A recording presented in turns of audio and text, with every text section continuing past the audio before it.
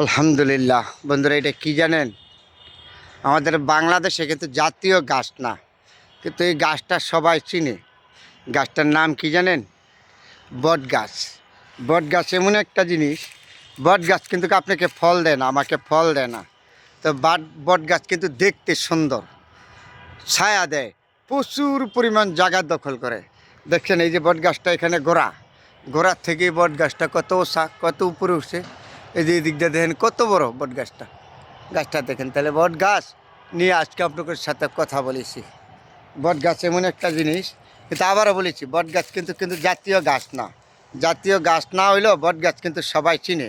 আমাদের সোনার বাংলাদেশে বট গাছ যে চিনে না এমন কোনো মানুষ নাই, সবাই চিনে।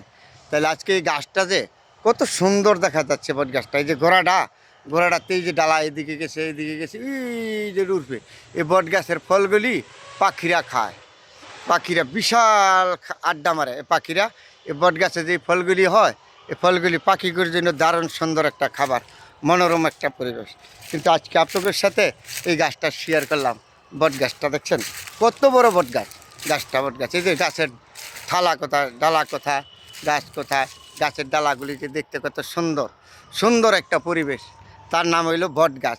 তাহলে আপনাদের সাথে এই গাছটা নিয়ে আজকে একটু শেয়ার করলাম। সবাই ভালো থাকবেন, সবার জন্য দোয়া রইল।